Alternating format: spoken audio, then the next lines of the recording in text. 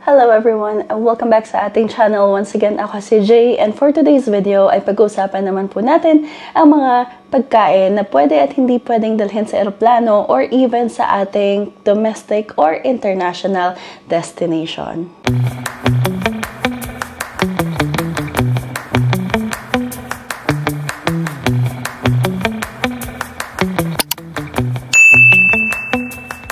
Bali, marami kasi nagtatanong sa ating mga viewers sa comment section ng channel natin ng iba't ibang klase ng pagkain na pwede or hindi pwedeng dalhin. And medyo napapansin ko na halos parehas din naman yung trend ng mga dala ninyong mga pagkain. So, might as well gawahan na lang natin to ng video. In that way, kung meron man pong may mga tanong pa, din natin silang i-refer dito sa video na to. Bali, ang ating mga katanungan is usually yung 1, 2, 3, 4, 5 categories ng food. So, meron dito yung fruits and vegetables, meron dito yung baby milk or formulas, meron dito kung anong pastries or food na pwedeng dalhin sa eroplano, mga canned goods, and yung mga tea or herbal drinks. Okay, so umpisahan natin ito guys sa fruits and vegetables. Okay, kasi ito yung pinakamalaking topic when it comes to customs.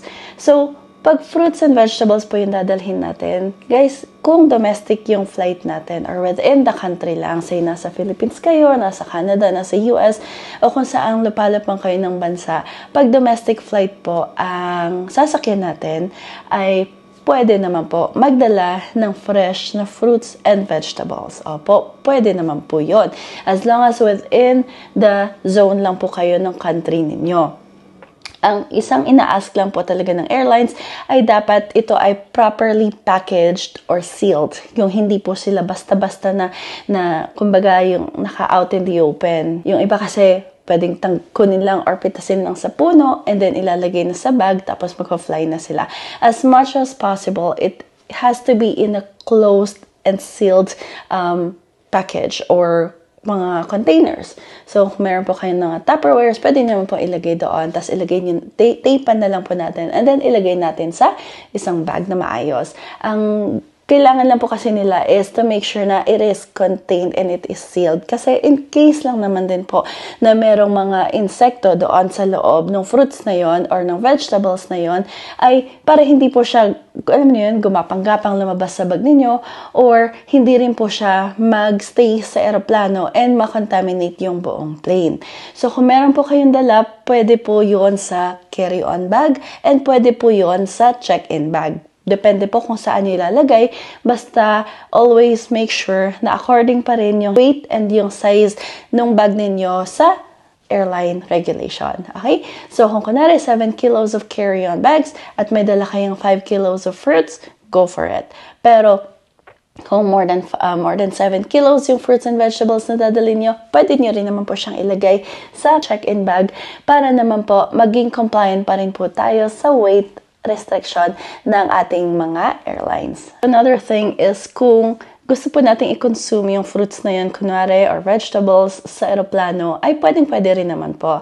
Siguraduhin lang po natin na syempre sa bahay pa lang ay naka-prep na siya. Kumbaga, na hugasan na po sila, na linisan, tapos kung kailangan nyo po ng assistance na i-cut sila or slice sila, gawin na po natin yan sa bahay. Kasi bawal naman po talaga magdala ng knives or sharp objects sa aeroplano. So, para mas mapadali po yung pag-consume natin ng mga fruits and vegetables, kung yun po yung plano natin sa aeroplano, ay i-prep na po natin sila sa bahay pa lang. And so, for the international flights naman po, or yung mga international destinations natin, guys, siguro meron sa inyo or iba sa inyo na nakapagdala na ng mga prutas, katulad ng mangga, na buo, na may seed pa, tapos hindi man kayo na stop or na-confiscate yung fruit na yon. It doesn't mean po na okay pala, pwede pala. It doesn't mean po na ganun. Kasi kung tutuusin, any food in your bag, you have to declare it. Kasi they have to see it kung okay or hindi pwede sa bansa. And just a piece of advice, it's always better to over-declare than under-declare when it comes to crossing countries. Kasi, guys, kung isipin nyo, kung kunwari hindi nyo dineclare or nilagay nyo na wala kayong food doon sa custom cards, tapos biglang na secondary kayo or na alam mo yun, nahagip kayo ng sniffing dogs na, oh, may pagkain ka pala or kung ano dyan sa bag mo, and nahuli ka or nakita ng customs officers na, oh, bakit meron ka nito, bakit hindi mo dineclare, mas bibigyan kayo ng hefty fines or yung super mahal na fine kaysa nag-declare kayo tapos, ay, pwede pala ito, so it's okay. Or nag-declare kayo tapos nung hindi pala pwede yung food na yon, at least bibigyan lang kayo ng warning. Like what I said, it's always good to be honest kaysa naman po yung tinatago natin. The other thing to consider is the reason why ayaw nila guys na nagdadala po tayo ng mga fresh fruits and vegetables is kasi guys napapamahayan din po yun ng mga insekto na syempre kumakain or pwedeng manira ng mga farms or ng mga tanim ng bansang yon. So especially kung kunwari yung insekto na namumuhay doon sa dala nating fruits and vegetables, kaya din niyang mamuhay and mag-reproduce doon sa bansa na pupuntahan natin. Guys, pwedeng makasira yon sa agrikultura naman ng bansang yon. And isipin nyo kung halos lahat ng mga travelers may dalang iba't ibang insekto, di ba? So, paano na yon? Paano na yung agrikultura ng bansa na yon, di ba? Syempre, masisira, yung pinoproduce nila ng mga sarili nilang organic fruits and vegetables, pwedeng mag-compromise, and also, very small thing para sa atin, pero napakalaking bagay syempre in the bigger scope sa bansa. Pero syempre guys, huwag po kayo malulungkot kasi meron pa rin namang way na pwede tayo magdala ng fruits and or vegetables sa ibang bansa. Kailangan lang syempre according siya and compliant dun sa ina-allow nung bansang yon. For example, meron tayong dalang dried mangoes, meron tayong dalang canned mushrooms, meron tayong dalang canned or commercially packaged na fruit. Yung mga yun po guys, kasi dumaan na po sila sa matinding proseso ng nalinisan or na-sterilize na po yung food na yon or yung fruits and vegetables na yon, tapos na-preserve na po sila ng maayos. Yun po guys, pwede naman po or inaalaw naman po yon ng ibang bansa. Like what I said, ibang bansa. Kasi hindi po lahat ng bansa ay pare-parehas ha. So, meron pong ibang bansa na kahit commercially packaged siya, aayawan pa rin nila. Kasi nga, literal, no fruits and vegetables allowed. Pero meron naman po yung iba na since commercially packaged naman po siya, ay kinakonsider naman po nila. So, like what I said, lahat po tayo may iba-ibang destinasyon na pupuntahan. So, itong video na to, gabay lang naman po to in general. Pero yung mga specifics mismo, meron pong mga websites itong ating mga bansa kung saan pwede po nating tanungin kung approved or hindi approved yung dadalhin natin na food na yon or ng fruits and vegetables na yon. And syempre, kung meron pa po tayong ibang katanungan talaga, you can call them. Hindi naman po masama eh. Just give them a heads up na, hey, magdala ako ng ganito, pwede ba yun? Ano ba ang proper na way para madala ko to? Kasi gusto ko talaga to. Ay, mga ganung bagay ba? Ang second natin na pag-usapan ay ang mga baby milk/formula. Okay? Ang mga baby formulas, guys, pwede naman po nating dalhin yan. Yung mga may dalang chikitings or yung especially yung magpa-fly kasama yung infant natin, pwede po kayo magdala ng baby formula, powder form or non-powder form. The only thing na parang requirement usually sa customs and immigration is dapat nasa regional packaging sila. So kung nasa lata, kunwari sila ng milk na yon, dalhin po natin yung lata. Okay? Kung po sakali na magdala tayo nung, alam ko na meron yung noon yung nilalagay natin sa separate containers yung powder para sakto na yung sa measurement ng milk ni baby. Pwede rin naman po yun. Pero i-consume po natin yung mga yon sa plane or i-consume po natin yun sa biyahe. Kung meron pa po tayong dala or extra, make sure lang po na nandun sila sa, may maliliit naman na container, diba? Make sure na nandun yung extra dun sa container original form na yon. Para po, in case lang po na question tayo or makita na, bakit may powder kayo dito, ay ipapakita po natin na ito po kasi yung formula ni baby. Pangalawa naman po, ano po ang restriction nun? According pa rin po yun, syempre, sa weight and size ng ating carry-on and or weight and size ng ating check-in bag. So, kung magdadala po tayo ng mga 100 na cans doon sa isang check-in bag, syempre mako-question tayo. Pero kung reasonable amount for personal consumption, for the length of stay or duration ng pagstay natin doon sa ibang bansa, kung as a tourist man yung pasok natin, then as long as it is reasonable. Pero kung kunwari doon na po tayo titira and nagdala tayo ng marami, as long as meron din po tayong proper explanation in case lang po natanungin tayo ni IO sa ibang bansa.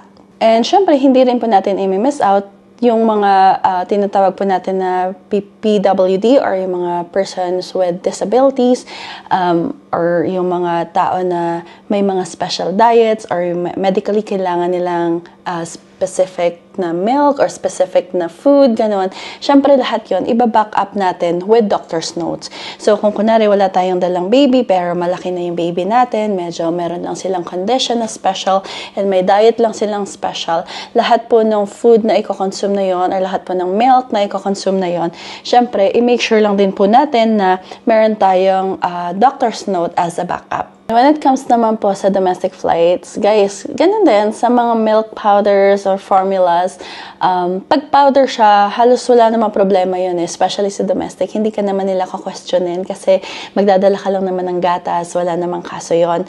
Pero syempre, pag liquid form yung dala natin, lalo na kung carry-on or dala natin on board with us, pag nag-exceed kasi siya ng 100 ml, syempre ko-questionin tayo. And ito na yung perfect time din para ipakita natin yung doctor's note natin. Ipakita natin na, kasama ko si baby. Baby is under 24 months, so they're allowed liquids kung liquid man yung formula nila. So, pag domestic, medyo mas lenient yung rules. Pero pag international, syempre yun, yung kailangan mo ng malaki at maraming proving na ito yung kailangan ko, ito yung baby ko, ito yung edad niya, ito yung doctor's note, or ito yung kasama ko na may disability, ito yung mga special diet requirement niya, tapos ito yung mga dala namin, and ito yung doctor's note. So, halos, kumbaga, mas marami talaga ang kailangan nating proofing when it comes to international destinations kumpara sa domestic destination. Domestic kasi para ka lang magbabas, dadalhin mo lahat ng gusto mo, okay lang. The only question is the liquids, okay? So, kung over 100 ml yun, for sure, itetest nila yon, or kung meron kang proper naman na documentation dun sa medical requirement ni baby or nung person with disability, then itetest lang naman po nila yung liquid, and then they will let you go afterwards. Number 3, pastries, okay?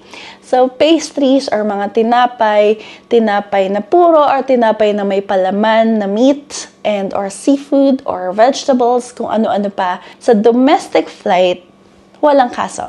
Magdala kayo ng sandwich na may palaman na egg or meat or ham or chicken or kung ano-ano pa, walang kaso. Pwede nyo baunin sa aeroplano, pwede nyo ring baunin or dalhin sa destination nyo, walang kaso. Okay?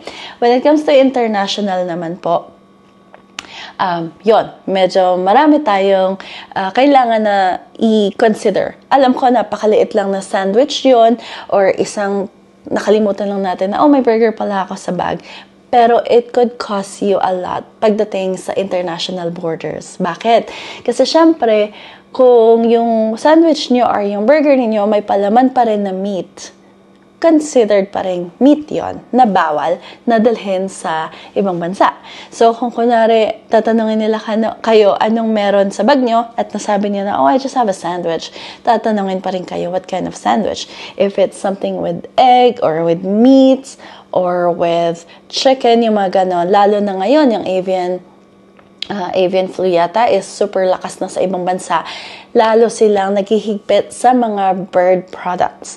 And considering na on top of that, ayaw na nila ng meat products. So, mas mahigpit sila when it comes to any forms of meat products. Unless, syempre, dun sa mga specific meats na inaalaw nila. Kaya nga, it's always better to declare para alam natin kung pwede ba or hindi pwede yung dala natin.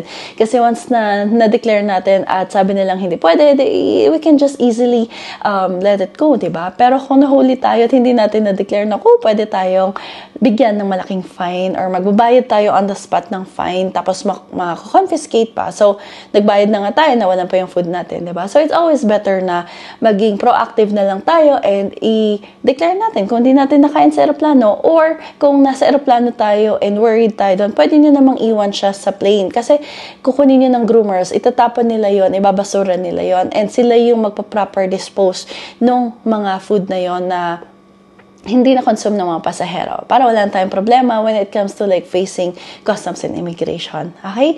So, pastries, it's okay, pero kung meron po silang mga palaman na meat or egg or kung ano-ano man, pag domestic, it's okay. Pag international, try nyo i-consume sa airplane or try nyo na wag magdala ng ganon pag magka-cross kayo ng border. Ang next topic natin guys ay ang mga canned goods or yung mga delata. Okay? When it comes to the umbrella of delata kasi meron dyang meat, meron dyang mga vegetables, meron dyang mga pickles at kung ano-ano pa. When it comes to domestic flights or domestic destination, allowed naman talaga ang mga delata kahit saan, sa carry-on bag mo, sa personal item mo, or even sa check-in bag mo, allowed. The only thing is that when you're bringing any canned goods sa ating carry-on bag, always consider na yung liquid amount ng mga nasa lata, kasama pa rin yun or kabilang pa rin yun sa 100 ml liquid na restriction ng airport. Gets niyo ba? So, di ba naalala niyo yung 100 ml na 1 liter bag lang ang allowed sa atin pag nagdadala tayo ng liquids sa carry-on bag natin. So, on top of that, kung meron pa po tayong delata na maraming liquid sa loob, considered pa rin yan na dapat mag-comply doon sa 1 liter bag natin. Kaya kung meron kayong mga dala na yung spreadable o kaya yung may mga liquid sa loob na delata, as much as you can, ilagay nyo na lang siya sa check-in bag ninyo. So, this would also apply sa mga carry-on bag natin when it comes to international ha. Kasi ganun din, syempre, dadaan tayo sa same security, titignan nila yung mga gamit nyo na merong liquids na more than 100 ml, syempre, bawal pa rin yun. So, kung may malaki tayong lata na nilagay sa carry-on bag natin, and yung latang yun, merong 250 ml worth of liquid sa loob ng can na yun, syempre, hindi nila papayagan yon. Okay? Ngayon, when it comes to international naman na travel, ang mga canned goods, usually guys, allowed yan. Nasa check-in bag natin, yes, and allowed yan. We just make sure na nag-comply din tayo sa mga cultural requirements ng food na pwede nating dalhin at hindi pwedeng dalhin sa bansang yon. Okay? So, usually sa mga Muslim countries, as far as I know, as far as I am concerned, bawal po magpasok ng mga meat products coming from pork. Okay? So, kahit sabihin natin na naka-can siya or naka-commercially packaged siya, kung bawal naman po yung pork products, then bawal po talaga. Pero kung kunwari naman po ibang bansa na non-Muslim countries, you guys can bring canned goods, you guys can bring naka-jar na food as long as it's commercially sealed, and also yung mga food na kahit meat pa siya, basta i-declare natin. Kasi kung papayagan naman nila, kasi commercially packaged, it's good. Pero kung hindi, at least okay tayo na kung mas-secondary tayo, hindi tayo magbabayad ng hefty fine. And lastly, ang mga tea or herbal drinks. Guys, once again, you guys can bring tea or herbal drinks, yes. Pero dapat, syempre, hindi siya yung raw na, alam niyo yung dried herbal, like parang dried leaves, mga ganon. Hindi niyo dadalhin yung mga ganon na basta-basta. Dalhin niyo sila in their commercially packaged form. Kung kunwari, binili niyo siya, kunwari sa David's Tea, na dry leaves siya, di ba? May mga dry leaves. Hayaan nyo lang siya nakapackage na ganon. And also, if you can, bring it with receipts. Pag binili nyo siya or pag kinuha nyo siya sa ibang lugar, bring it with receipts. Para kung kunwari mang questionin tayo ni I or ni custom officer, at least meron tayong proof na ito siya, ito yung binili ko, and also ito yung product na hindi ko pa binubuksan. In that way, pwede nilang i-assess kung pwede yun or hindi. Pero yung mga tea bags na yung nilalagay lang natin siya sa hot water, very much okay po yung mga yon. As long lang po na syempre dadalhin din po natin sila sa original form nila, or kung naka-box man po sila, yun sa box po nila. Kung naka-pack pa po sila, dun po sa proper pack nila. Kung i-consume naman po natin sila on board or sa aeroplano, wag po natin itatapon yung packets. Bale, pakita po natin yun kung sakaling hanapin. Kasi in general naman po, okay lang po at walang prohibition or walang restriction po yung mga herbal teas or herbal drinks natin or yung tea bags natin, as long lang na nasa yung limit niya or yung amount niya ay according sa personal consumption amounts. Inaalaw po ng bansa na papasukan ninyo. Ayan, so I do hope na medyo klaro po ng konti yung mga pwede at hindi pwede nating dalhin sa aeroplano. Kung meron pa po kayong mga questions or specific na questions, tinatry naman po nating sagutin. Pero kung hindi po, try po nating i-search dun sa website mismo ng bansa na pupuntahan natin. Kasi kung kunwari yung rule po ng sabihin nating Middle East, ay hindi naman po ibig sabihin na same din yung sa rule ng Australia. Kung yung pong rule na pwede sa Australia, hindi po ibig sabihin nun ay pwede po sa rule ng US. So, like what I said, kung meron po kayong mga specific na question, it's always good to base dun sa mismo government website. Kung hindi man, then let's talk about it. And hopefully, matulungan natin kayo na hanapin yung sagot na kailangan nyo. Once again, ako si Jay, and thank you so much for watching this video. I'll see you guys on the next vlog.